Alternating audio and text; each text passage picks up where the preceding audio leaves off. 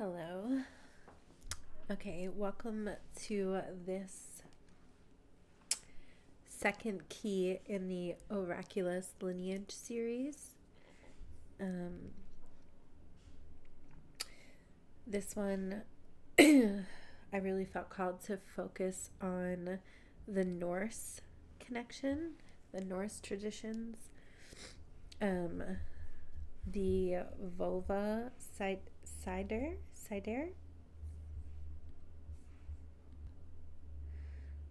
the Völva Seidr. Forms of Old Norse magic and shamanism, focusing on weaving fate. It's so, like, I'm not sure what the word is, but whenever the recordings, so in the first key, the Pythia, the high priestess archetype in ancient Greece,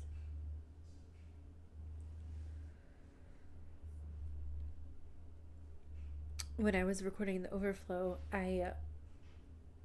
the overflow on Patreon, I'm doing a connection through Patreon where I overflow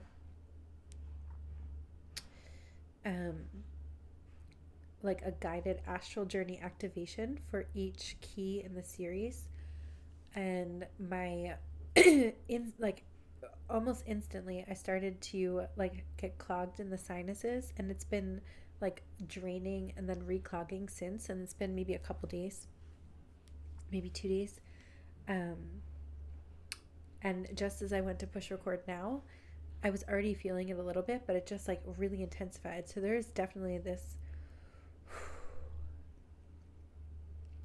deep clearing through the sinuses, nasal passages. Excuse me. 222 on the timer. Well, this Oraculous Lineage series, I go more into the background a bit in the first, in key one, the ancient Greece Pythia. Excuse me. Audio transmission on YouTube. I'm hoping to be able to make a playlist or something so that they'll be synced together in some way. But the format that this series has been wanting to birth through is channeling and research hybrid through YouTube audio transmission, and then written I call it the process map, some of the process of how this comes together, and also a mix of the channeling and research on Substack, and then I said, the overflow on Patreon, for a guided journey activation, sort of like a hypnosis regression, fractal reclamation. Something that I used to call intuitive dimensional bodywork, or IDB. It's a hybrid of hypnosis, regression, energy healing, channeling. It's just a name that came through actually a friend of mine who I haven't seen in a while, and I hope she's doing well. I came up with this framework, and she came up with the name. So thank you to her. Yeah. Okay, before I get deeper into the Norse Oraculous lineage, I do state in my Substack, it's not published yet, but I wrote most of it today. Well, actually all of it. I should say co-wrote, because I stream of consciousness, right? And then I upload, or I release it into Gemini, and then it structures and organizes everything. Excuse me. And then I re-edit that. So yeah, for some reason I'm explaining the process. Okay. I wanted to have the Substack up because I want to reference it through this transmission, because that's what I'm feeling guided to do. Okay, this is where I wanted to start. A note on the lens. This series is a weaver's tapestry, a fusion of research, somatic interpretation, and my own Akashic and cellular memories. I use the ancient maps to navigate, but the insights are filtered through my own creative lens, a decoding of my own experiences of these lineages. Yeah, and that's why I really want to invite anyone listening as like a participant and a co-creation of this, because we each have our own unique outlook and perspective and quote memories. So just keeping that in mind. I'm not trying to like create this series as so much as like a factual. It's not about like factual, although I do try my best to get as much accurate history as I can, but also what this seems to be developing as, sort of linking and revealing what I like to call clear cartography, like these clear mapping of patterns and connections that seem to be tying in like celestial influences, different epochs of the earth, and how the somatic connection in our body reacts to this, etc. So those are just a few of the key points, but know that there's subtle layers within this unfolding as well. And I'm just kind of leaving it open. I'm not even sure how many lineages I'm going to cover. I feel like I keep getting a number, but I'm not sure yet. But so far, this is, like I said, the second key. And then the third key came through recently, so I started taking notes on the third key. And today, the fourth key revealed itself. Yeah, so that's exciting.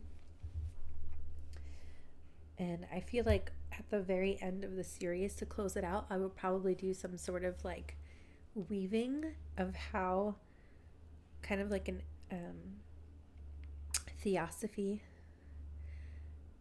kind of the thread or the strand that kind of came through all of them. But yeah, we shall see. So I have Freya here again. When I recorded the other day for the Pythia ancient Greek lineage, Freya literally walked in as I was starting to record, and now she's here again.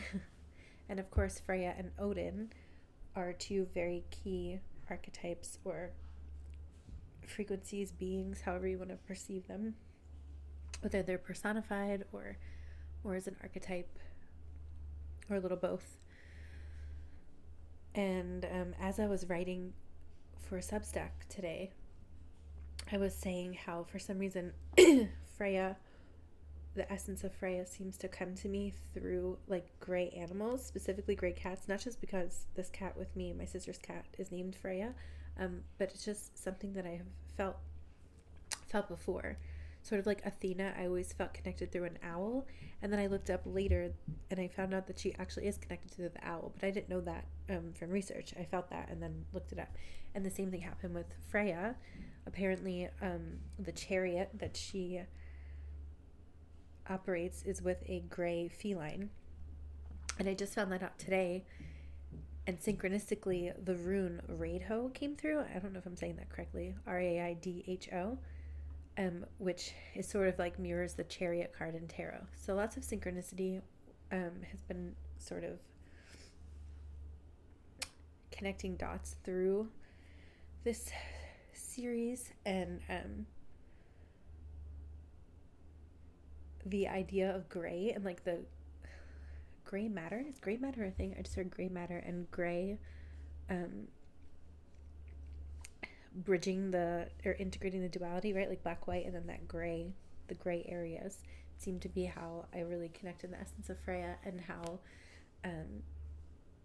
this feeling of like fluidity, of more fluid feminine flow through that aspect of the Norse tradition. And then whereas Odin, I actually think I connected with Odin first, and I write about that in Substack. Interestingly, yeah, it came through as the Odin and the lightning flash. Around like 2020, I was laying on a couch in meditation. At the time, I still had a condo in where I'm from in Philly. And I had this like flash. My eyes were closed, and this flash of light appeared, and then pure darkness, and then this this man emerged. And it was the type of lightning that kind of lights up the whole sky, not necessarily like a strike of lightning. I've experienced that as well, but this was a different sensation, or a different type of light emitting. And it sort of was ominous, but like what I wrote here was ominous, perhaps only if you fear the truth of your own knowing. So I heard the name Odin and saw a being appear. I saw exactly what he looked like. He showed himself very clearly. And when I came out of that visual, I looked up Odin, because at the time I hadn't really known much at all about Norse mythology or Odin or Freya. My sister was actually much more into mythology when we were younger. And when I looked it up, sure enough, I Googled Odin, and it was like almost the same image that I saw represented. So I just wanted to share that because it felt like a sort of that electric strike of some of the dormant memories coming back online.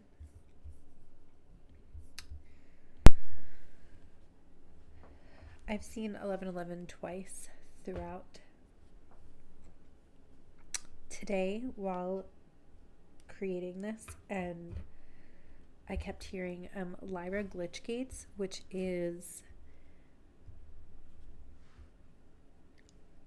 a YouTube transmission I recorded a while back, so that could be connected in some way. And I remember a previous I don't know if I could call him a mentor, but I've learned so much from him, and I did have one private session with him. And he always talked about the 11:11 gateway as like the awakening codes to the reminder, or the reminder of the gates of the cradle of Lyra, or Lyra, however you say it. I say Lyra. I've heard some people say Lyra, which is said to be where the original human angelic blueprint was manifested or expressed. I believe that came through in either the first YouTube transmission and or on the Patreon overflow. I know it came through, I just cannot remember which one, if it was YouTube, Patreon, or both. I just looked at the clock, it's 3:45. Yeah, so some sort of gateway steps that's coming through, like footprints, imprints.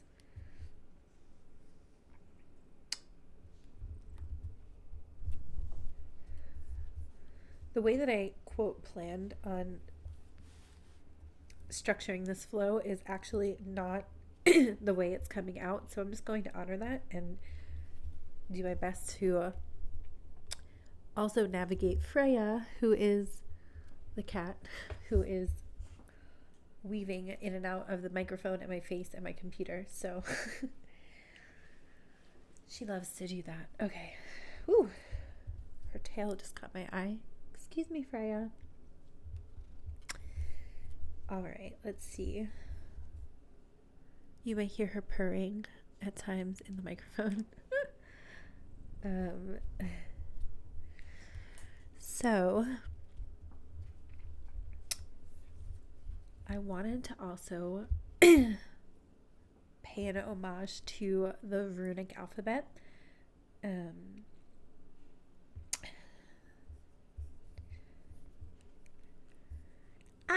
Freya, she just literally bit my finger. She bit my right ring finger. The earth element. And now she's licking my mouth. Freya, can I please? Okay, so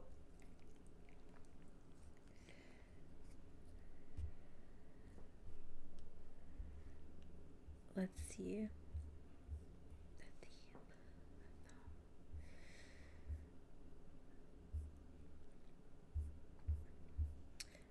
Yeah, I just wanted to, in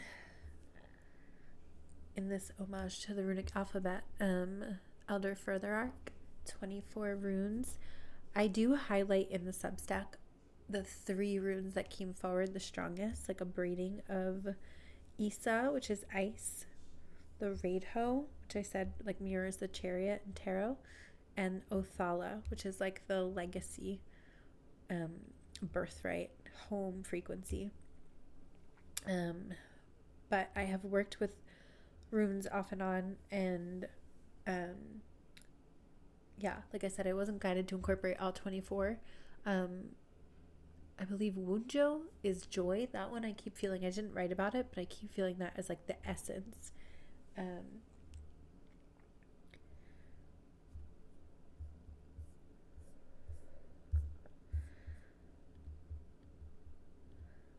I'm feeling a lot of like stillness and pauses, which really sort of mirrors and reflects the rune of Isa, ice. And the interpretation that sort of came through me for these runes aren't completely traditionally what the runic meanings depict. So I've kind of taken the foundation, and I wasn't even planning on doing this. It actually just started like pouring out of me, reflecting through some of like the higher ascension mechanics and like collective connections that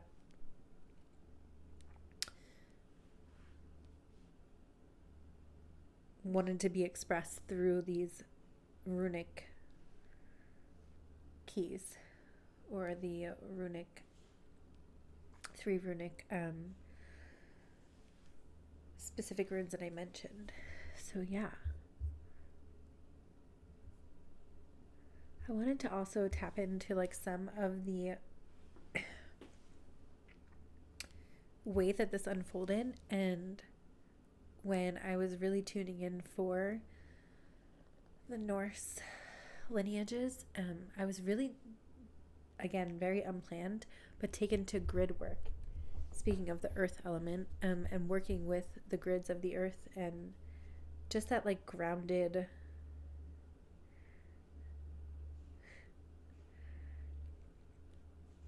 sort of grit. The word grit is coming through. That's interesting. And what I really was feeling through this was a memory of my own connection to this that took place specifically in 2022. It's taken place many times, but the strongest connection that wanted to be mentioned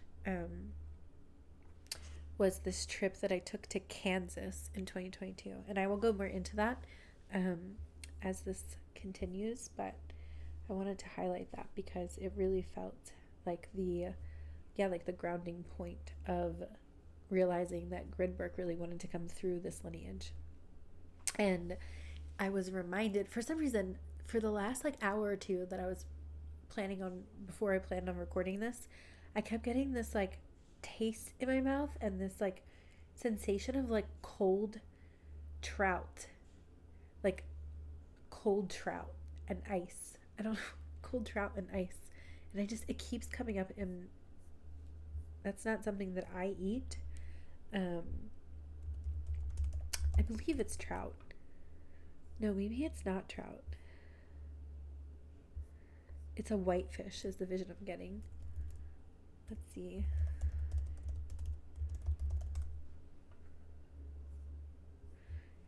So like growing up, I worked in Jewish delis, and they would have like whitefish salad. It's not like that. It's not like completely that way. It was more like chunks of cold whitefish. Maybe herring.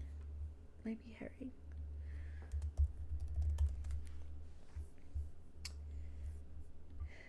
Okay, yeah, a staple cold water nutrient rich fish. Okay, so cold water and then nutrient rich was another phrase I was hearing in my head.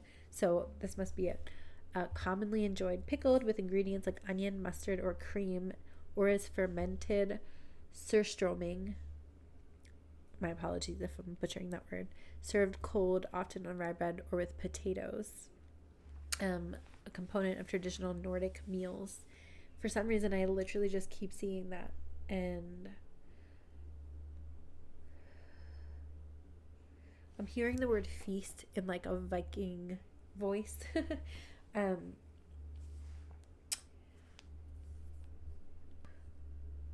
I just paused and I had 2112 on the timer, and I just looked at something a few minutes before and I saw 2112. So I'm definitely seeing repeating numbers, and as I said that, it was 2121. So yeah, very significant with the ones, the twos, the mirroring. I felt guided to look up the herring, and please bear with me as I'm just like releasing so much physically as I'm tuning into this lineage series. And I thought maybe I like should wait until it's clear, but I really feel like it's part of the energy and that I'm meant to just like work through it in real time for myself and the collectives upon which I'm connected, is the way I always say it. So yeah, if you're drawn to this and you start to feel any somatic responses, or you've already been experiencing that, of course I'm not like a medical physician, but you can take anything I say and see where it's applying. I just felt my left temple like clench up, which is interesting because they say those are like the spiritual gateways, the temples on the sides of the forehead. And I was talking about the Lion Gateway or Lion Gateway. So yeah, something. Okay, so looking up the spiritual meaning of herring, I just felt guided to do that. Herring holds significant spiritual meaning as a symbol of fortune, fertility, and abundance. Often, oh, Freya, are you okay? She's like hacking up a little hairball or something. Often celebrated in Scandinavian, German, and Polish traditions to bring luck for the new year. As a silver-colored fish, it represents prosperity, while its presence in many cultures signifies deep emotional wisdom and the flowing, interconnected nature of life. I love that because the interconnectedness is what I was trying to express in the beginning of this transmission, like how at first when I thought I was just diving into the oracular lineages and how it's like interconnected through different star systems and epochs on Earth. And, you know, even in the Pythia, the first key, it wasn't just about the high priestess archetype. It was also about the priests who connected to it and the process of how one became one of these oracles of Delphi, and how it relates to current experiences. You know, like there's just so much interconnectedness coming through this. And also I was talking about the gray, the color gray with Freya, and then the silver coming through. Always the silver frequency always connects me personally to the she, Sidhe, which doesn't surprise me that I can feel them coming in, because the next lineage key that wants to come through I have planned will be like Avalon, Druid, Albion, light body sort of imprints, which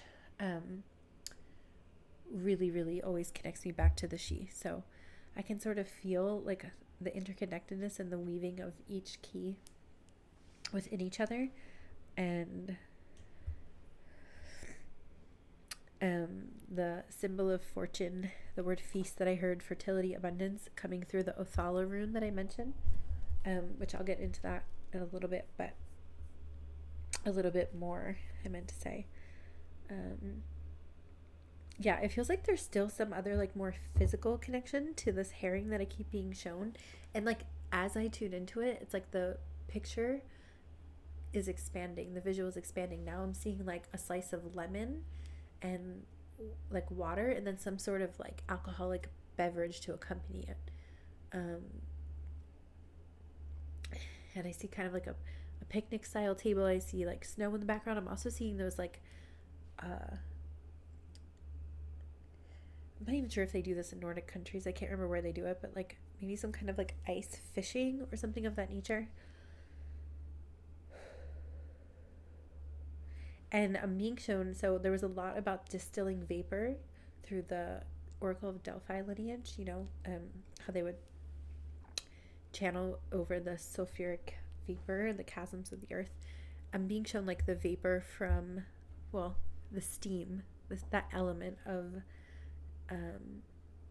the quintessence, the etheric element, the ether, through like the, I guess, natural hot springs, like maybe Iceland is coming through, like something like that, how there's like steam that comes off of the water.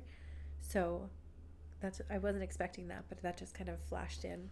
And when I said that, I felt my heart expand.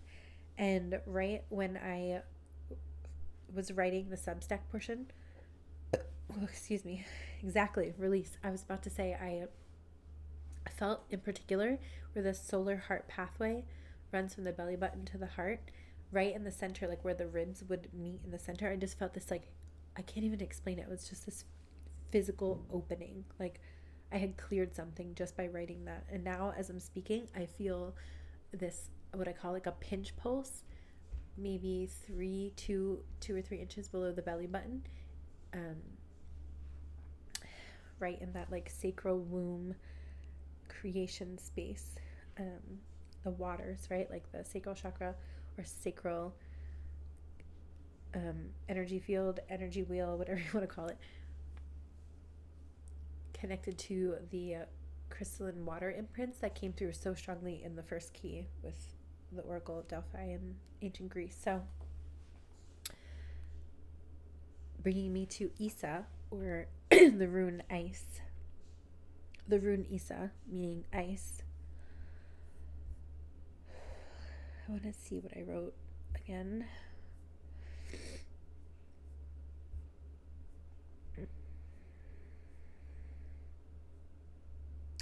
Okay, so the section, the Othala, Raidho, Isa braiding, our restoration, abundance, birthright. I may change that title, but for now, that is the title of the section in the Substack.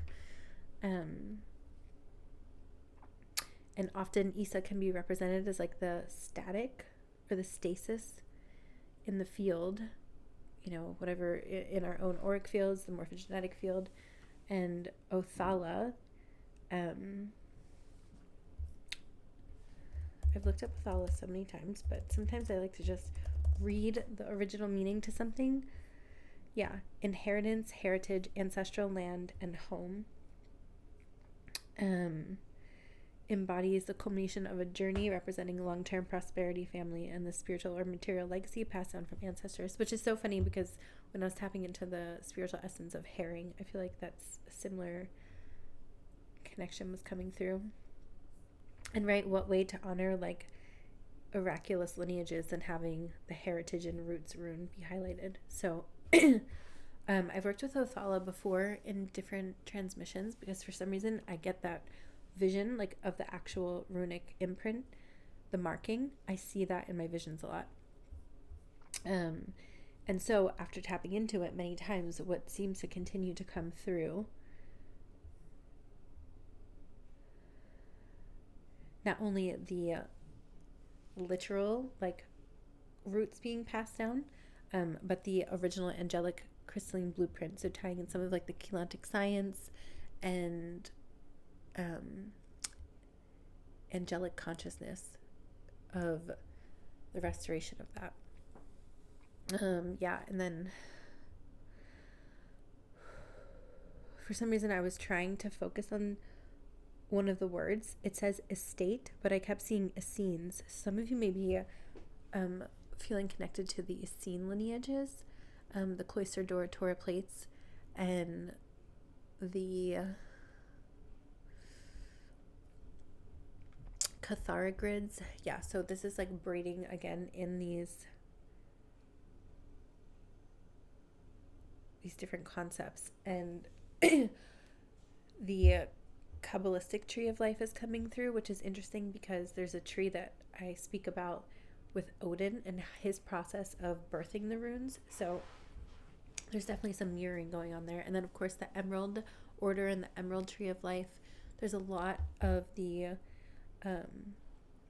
Sophia, the wisdom, the gnosis, the body gnosis, and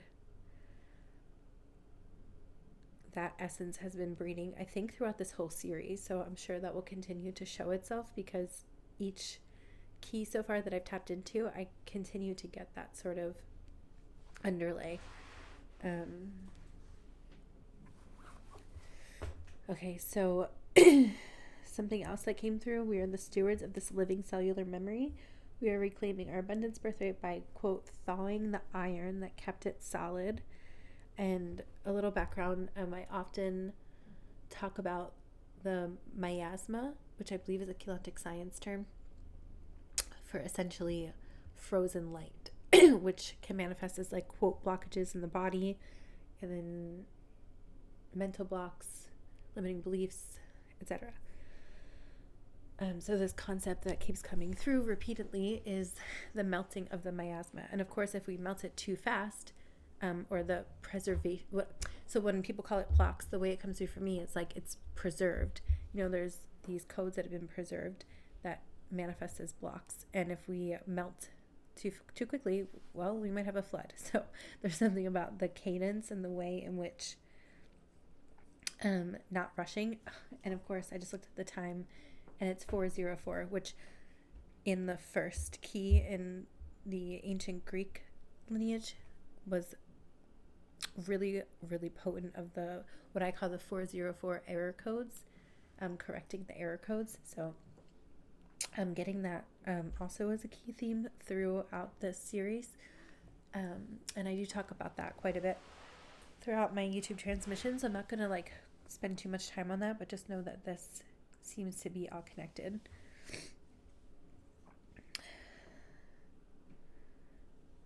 Okay, so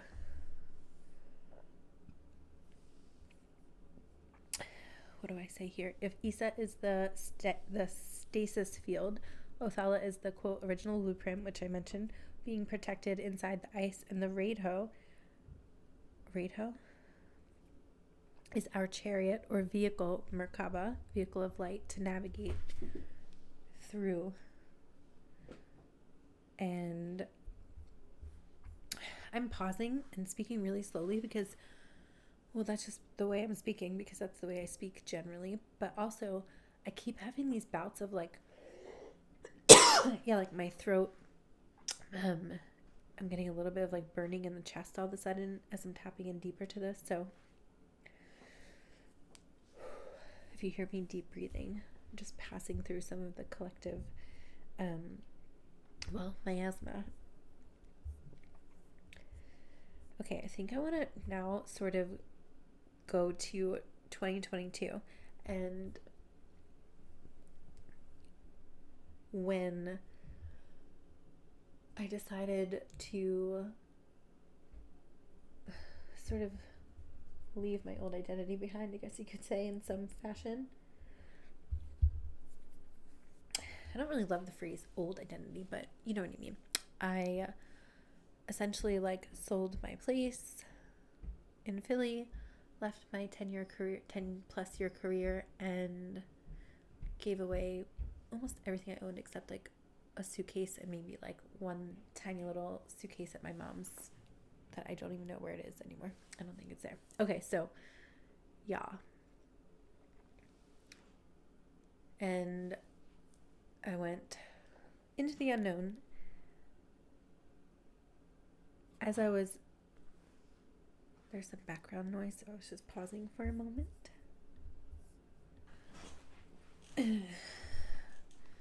So I had been traveling for a little while already, and then I had this dream that basically was like in the setting of some sort of living space, like a living room. And I remember this very seemingly, what word can I use? Just like man. He just seemed like a tall, thin, regular man. And he was like, okay, it's time. Like, you get ready to go to Kansas. Like, go to Kansas, and there's some like Lemurian codes and grid work that are ready to be done. And I remember asking, like, but I don't feel prepared for that. I don't even know what I'm doing. And he was like, oh, you'll know. Like, you'll just get there and you'll know. 555 on the timer. And I was just like, okay. So I did. I booked a ticket.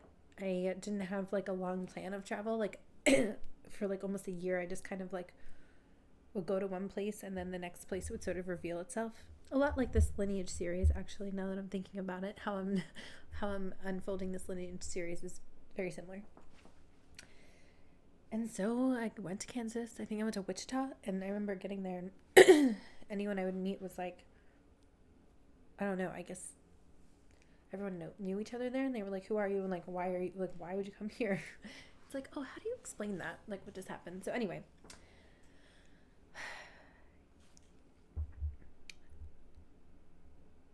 I remember I was walking by this, basically like the main area of where I was staying was very short. It was like a very small little main street. And it happened, I was very surprised it had a little metaphysical shop. And so I walked by it one day and just went inside, and that's when I saw the I didn't own runes yet, but I kept seeing synchronicities around runes.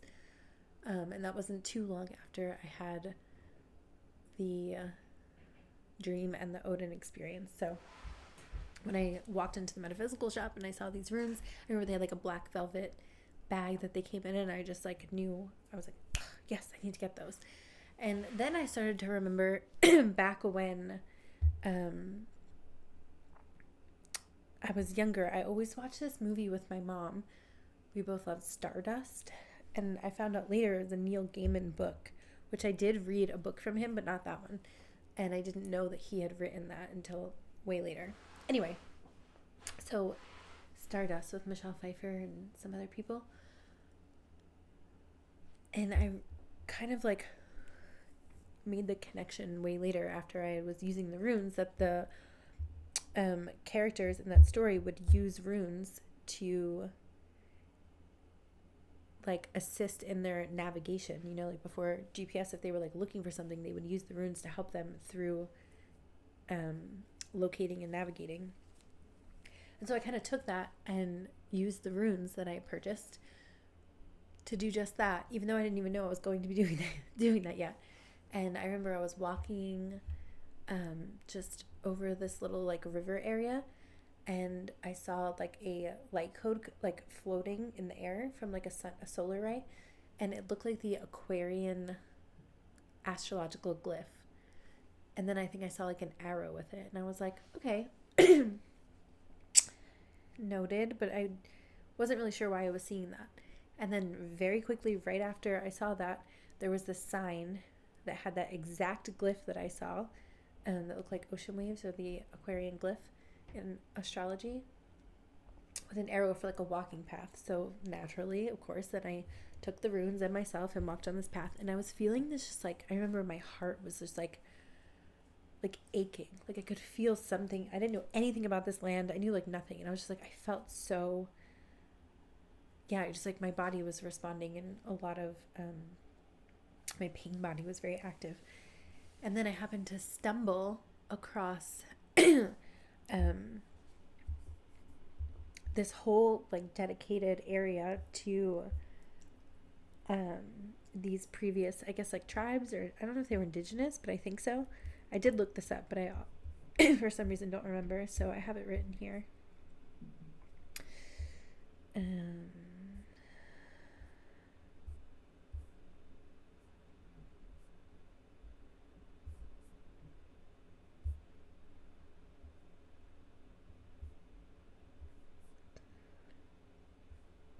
Okay, yeah.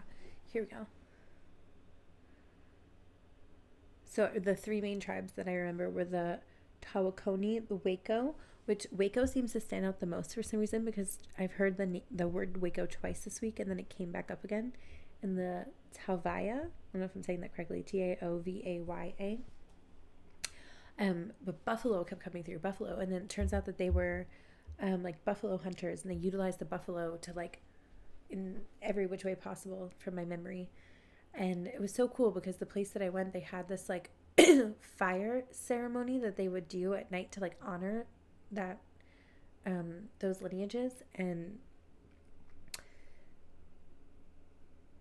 so I walked through and just got to read about this. And then when I was coming, it was like a loop, and then I did like a loop back on the other side of the river, and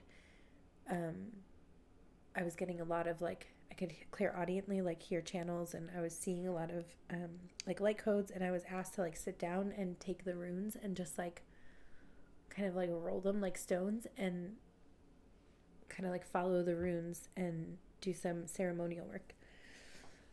It's so funny because what this was 2022, it's 2026. Like I'm talking about this so casually, but like at the time I like literally thought I was insane. Like I was like doing it and I loved it and I like felt so much from it, but I also was like still kind of coming into acceptance of this part of myself. So there was, that part was very interesting. But anyway, and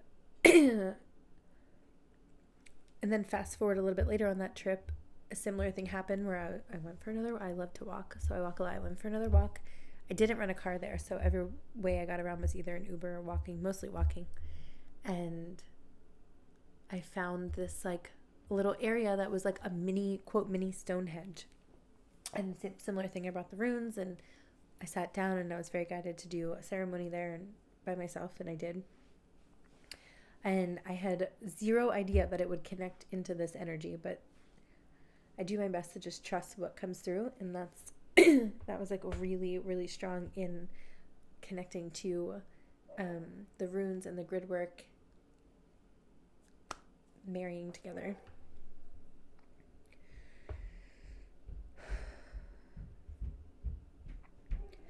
Now to go back a little bit further in history, the idea of the Völva of Seidr. So the word Völva literally means wand carrier or staff bearer. Why did I say bearer? Bearer. An essential frequency consultant for the community. And something interesting, the Oracle of Delphi was more, people would come to see the Oracle of Delphi, whereas the Völva of Seidr was more nomadic, more traveling, and would sit on like a platform or something like higher or elevated to open the channel. One like translation that came through, not from research but from a feeling, was like that it was like the way of the Völva Seidr to like not necessarily put themselves at a higher platform to be like egoically, but more so to like anchor, like kind of be the bridge between the ether and the grounding. So like a little bit above the static. That's sort of what came through. And excuse me. Oh, interesting. Seidr magic taught by Freya. Seidr is somatic and fluid, while the Pythia breathed the vapor. The Völva's consciousness was mobile, thawing her awareness to travel the 9 realms. And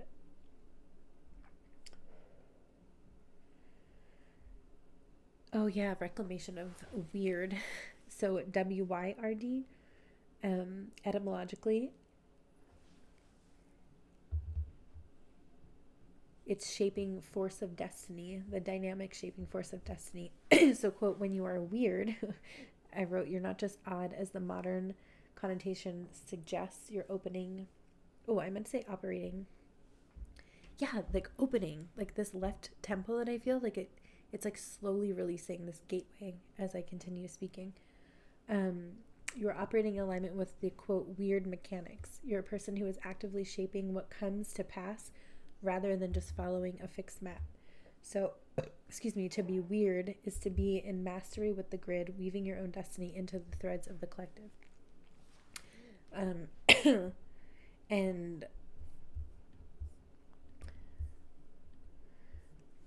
why this is coming through the weird. So the Völva, the wand carrier, is a practitioner of Seidr. I really hope I'm saying that correctly. Norse shamanic magic, Norse shamanic magic, who acts as a direct conduit to Weird, W-Y-R-D, the interconnected web of fate, actions, and consequences.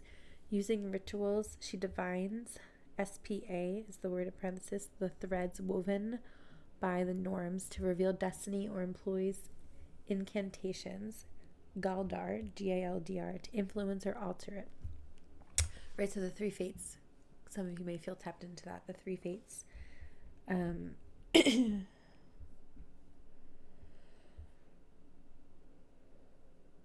So another key connection, the manipulator of weird through Seidr, the Völva doesn't just see the fate or see fate. She can, in some instances, influence or alter its path.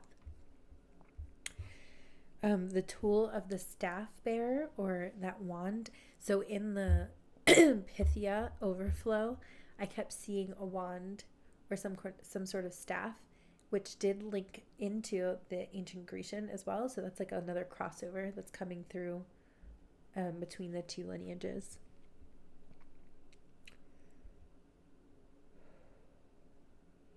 Oh, and interesting, there's also prophecy and action. So the work involves both divination, seeing what is woven, and action, weaving, cursing, or healing to affect the outcome of events. And I know Grandmother Spider, I believe, is more Aboriginal mythology, or the mythos of the Aboriginal, but for some reason all day I kept feeling Grandmother Spider energy. So that idea of like weaving, and even though I'm highlighting each key 1, key 2 throughout the series, like this one will be highlighted for Norse, and the first one was highlighted, like I said, for ancient Greece, I'm still getting like overlap. Like in the first one, Egypt came through, like, as well as I think some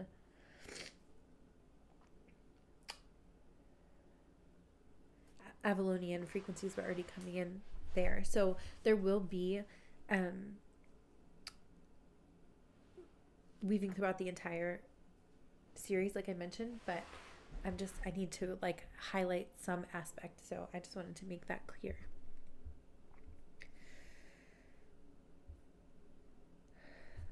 I'm just reading a little bit more.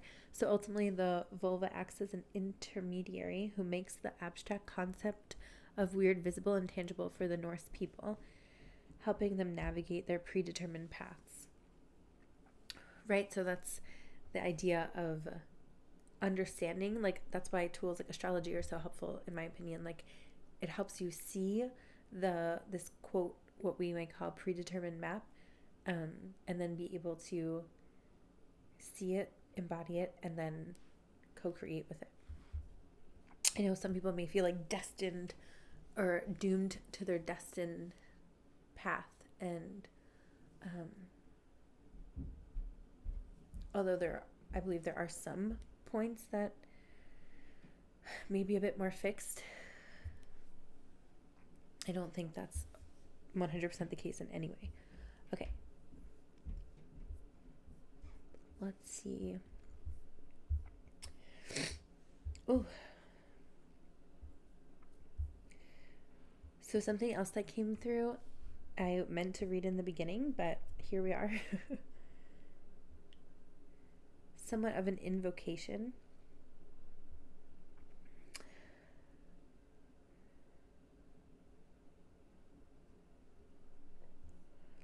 When I wanted to honor the alphabet, the runic alphabet.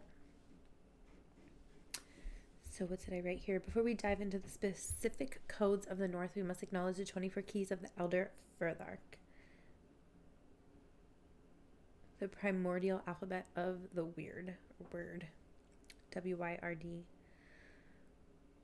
I am calling in the full spectrum of these 24 runic keys, honoring the 3 Aets, A-E-T-T-S, the families of 8 that govern our creation, our trials, and our ultimate sovereignty, from the first spark of Fehu, the wealth of the flow. Fehu, that's another one that comes through a lot, to the final legacy of Othala and the ancestral home. We acknowledge the complete architecture of the Northern Light. It's funny, I was about to say, and that transitions us into, and the next wording is the transition. So, while we stand within this full shimmering grid, our focus today narrows into a specific mechanical triad: Isa, Reto, and Othala. This is a sequence of the preservation, the movement, and the homecoming. We are here to initiate the thaw. And what came through a little bit later, some of the celestial influences that, again, I wasn't really expecting, but really made themselves known the last day or so, in connection with this frequency key. And I can already feel that when the Patreon overflow guided astral journey will be taking place, I know that there will be probably more emphasis on the celestial influences, but I did just kind of want to bring them in a bit here. I just felt the need to drink some water. Whew. I paused, and right as I got up to grab my water, the dog barked. It was like, I guess not meant to be in this recording. It's funny. Okay. So,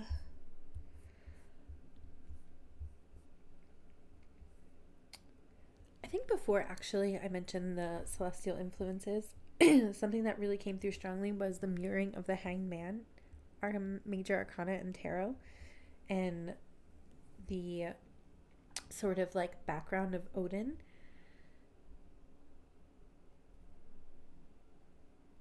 And how the runes were born, according to mythology, of course, or mythos. So I actually never heard of this, but it came through in my research, myself to myself. As I'm reading, I'm already like, my throat is like, excuse me, clearing energy. You may hear it as like little burps.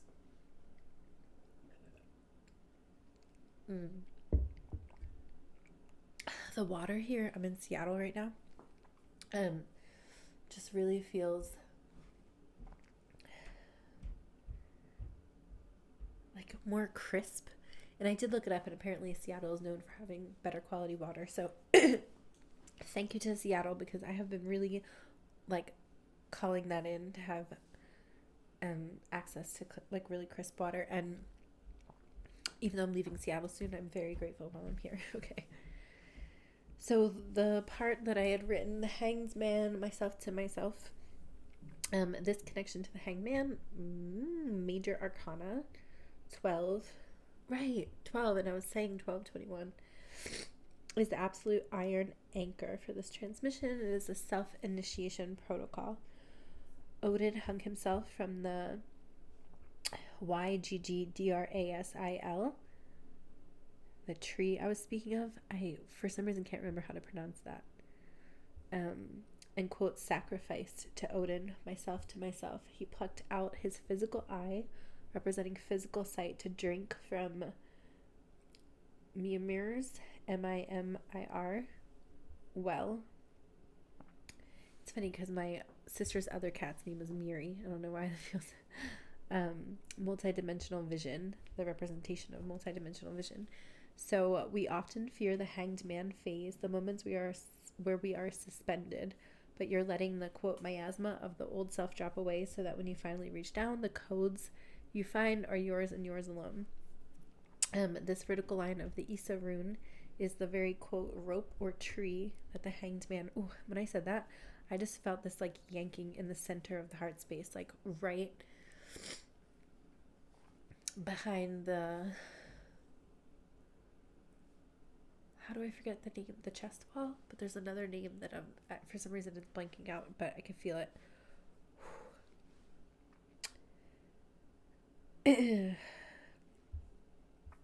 Okay, that the hangman suspends himself from. It is the access mundi running straight through your spine. This lineage key coming now is no mere coincidence, as I am transitioning out of my own hangsman era. Maybe you are too.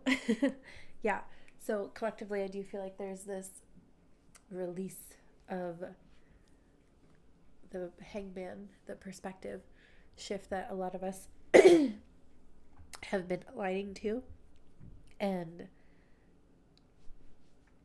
birthing something. And for me, this lineage series is one of those codes. I also just released the Presence Pearlescence portal, like a curation rotation. I do have some content on that if that's something you're interested in. But yeah, it's like all within the last few weeks, so many ideas I've had for so long, and every time I tried to release them, it just like was not the right time. And then like in the last 2 weeks or so, it's like all of a sudden I just sat down and things are just pouring out of me. Like, again, they've been like in the incubation phase for quite some time, both of them. And I have more where that came from, if you will. But yeah, it's like this next phase is happening as we speak, and it just feels very timely the way that everything is unfolding. Okay. I can't believe my voice right now. Like, it just feels so like raspy. Okay, so the celestial influences. So something that I kept feeling really strongly was Mintanka, which really surprised me, to be honest.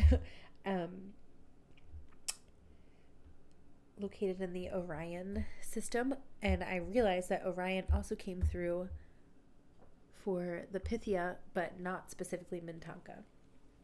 But in this case, I was feeling like that more upper echelon, like Mintanka and like the Orion Nebula, as well as like the Hyperborean epoch of Earth,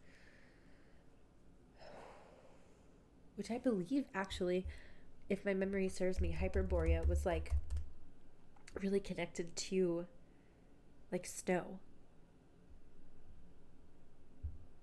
Let's see if my memory is holding up right. Okay, so I did not fact check too much about Hyperborea. I just felt it and started writing about it. And I just looked up.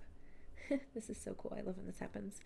Hyperborea is a legendary idyllic land located, quote, beyond the north wind, right? More of that north energy, Nordic north, in Greek mythology, often depicted as a sun-blessed paradisiacal. Why can't I say that word right now? Which is crazy. Home to a pious, long-lived race. And I wrote in the section for the celestial influence, a paradisio type of place to describe Mintanka. So that word was coming through so strongly, and I know that a lot of us talk about activating or co-creating, birthing, all these different phrases that come through. We know like the new earth, the new age, the golden age, the next paradigm, the Edenic timelines, bringing back the Garden of Eden. You know, there's a lot of ways some of us tap into this, and that's like the essence that I was really feeling. Excuse me. Whew. I just felt something also clear through like the nasal passage, but then like get a little more muffled in the left ear, which is so fascinating because when I hear tones and high-pitched frequencies, they almost always come through the left ear, and usually it's so clear. So yeah. Okay, I'm going to keep reading of what I just looked up. So the long-lived race, while rooted in ancient Greek tales, it has been reimagined as a prehistoric ice-free Arctic civilization right? Okay, so it was before the ice. Now the Arctic is covered in ice. This is supposed to be like pre-ice. Arctic, so ice-free Arctic civilization in literary Hyperborean cycle. And this feels so important because all these connections to the north, and I'm talking about like melting miasma, melting the frozen light, melting the ice. And now it's coming through as this memory of a civilization that had this paradisio-like experience before the ice. So anchoring in that memory, you know, like that imprint coming back online. Symbolism represents a lost ancient golden age. Exactly. It's literally what I was just saying. Civilization often associated with wisdom, magic, or advanced sorcery and pulp fantasy. So cool.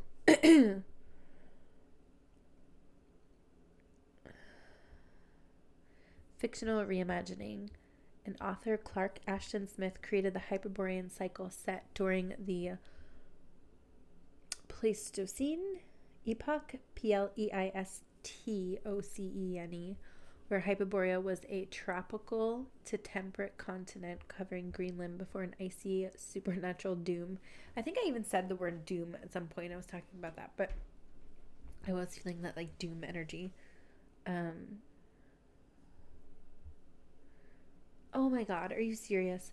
So in Greek thought, it was a vaguely defined far northern realm, sometimes associated with the Celts or lands north of the Danube.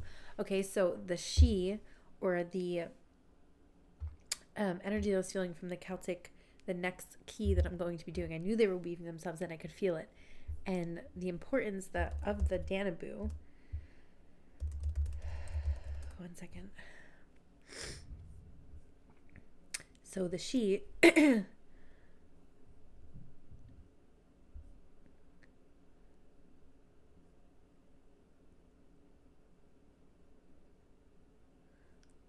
Tuat de Danann, the Danube, the I forget what Tuat de Danann means. It's like daughters of Danielle or something of that nature. Hold on. I used to know it super well, but sometimes when I'm tuned in like this, and you may have heard me say this before, or maybe some of you who also channel understand that like certain things just leave. Yeah, people of the goddess Danu, D-A-N-U, are a supernatural divine race in Irish mythology who arrived in Ireland on a magical mist. Right? There's that mist energy again, like the ether from our northern cities. As masters of magic, sorcery, and crafts, they defeated the Firbolg, F-I-R-B-O-L-G, and Fomorians to rule Ireland before being defeated by the Milesians, M-I-L-E-S-I-A-N-S, and retreating into underground she mounds. More on that later.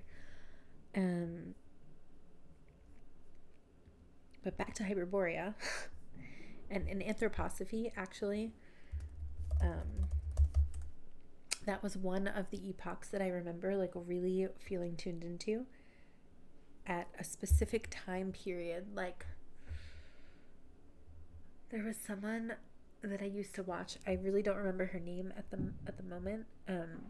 But I remember I was really tapping into that epoch like through channeling and just intention.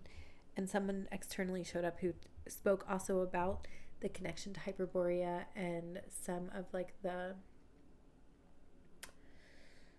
Maria Orsnick and her story and her connection to channeling. So they were said to really be like prevalent around the time of,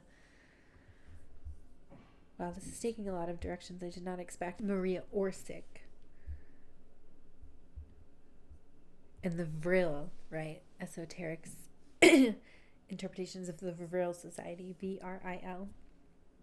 I won't go too much into that, but that did just want to make itself known, because the Vril, there's a lot of like, when it comes to like the occult and a lot of the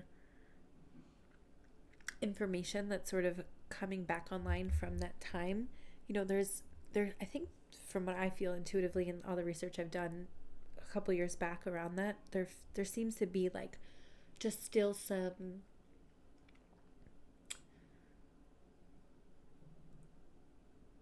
truth dissection, if you will.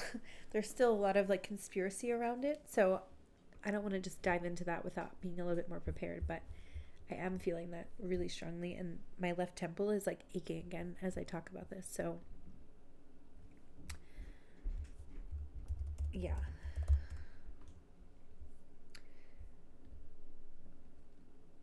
So from an anthroposophical lens, in anthroposophy, the Hyperborean epoch is the second of 7, characterized as a period when human ancestors, quote, the second race, were etheric, light-filled beings inhabiting a forming earth.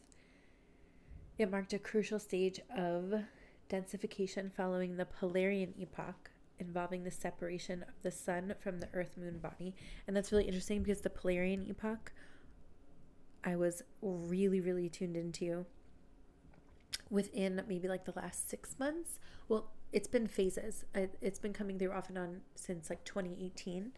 And I had a really, really, really deep personal experience with the Polarian epoch.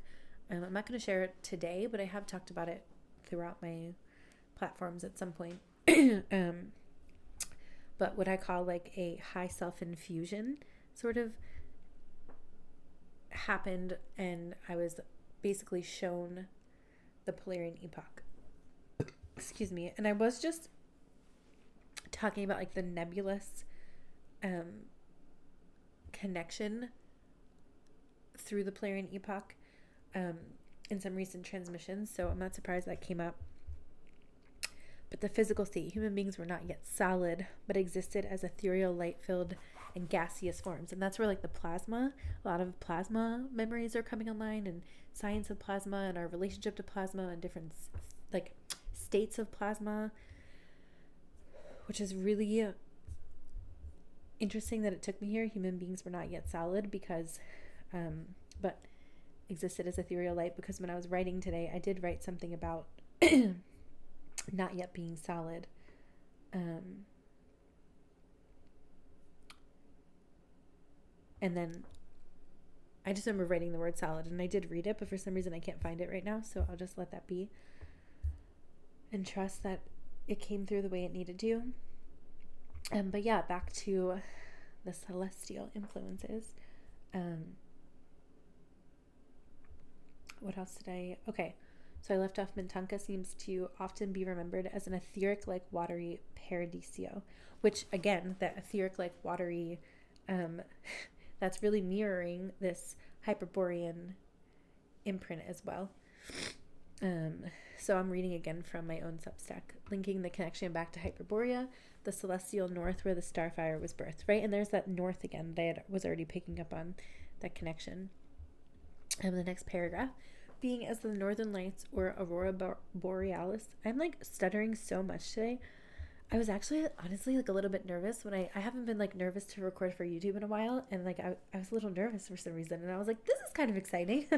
Yeah, being as the northern lights or aurora borealis are often so seen in the quote north, maybe is a clue back to our collective north node embodiment, aurora timeline integration on this very long journey back to the Andromeda galaxy here from the Milky Way. And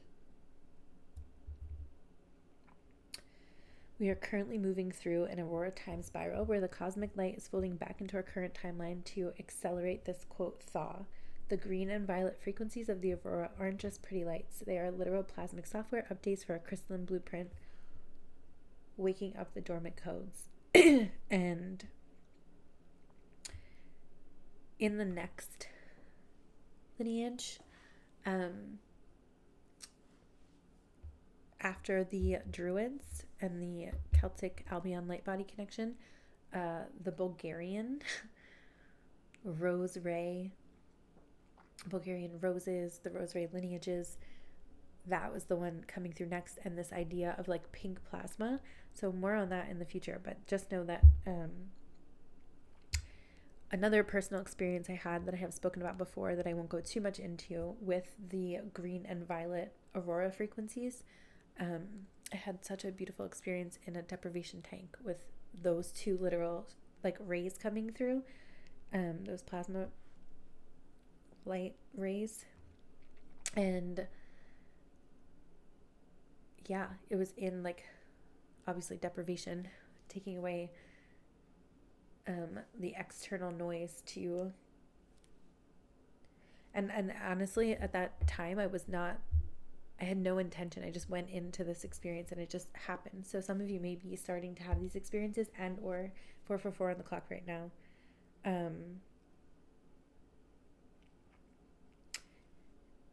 And or maybe recalling experiences that you had, or maybe in the near future.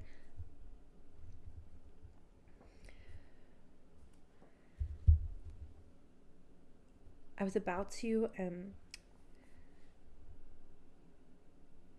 call this, but I keep feeling like there's one more piece that wants to come in, and then it kind of like leaves.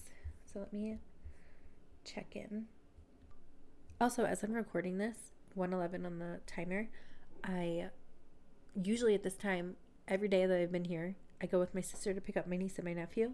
And today I was recording and just so 1:11 on the timer. I was just so like immersed that I usually don't do this. Like I just did not realize it was time to go.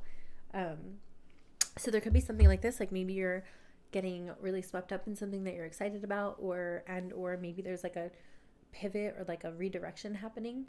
Maybe like a micro shift in your daily routine, or maybe you're being called to do that, but that just wanted to sort of come in as like a side note. I'm going to trust that in the Patreon overflow, whatever that piece was I could feel will click in. And as soon as I said that, my phone light lit up. So yeah, I'm going to call it here. Thank you so very much.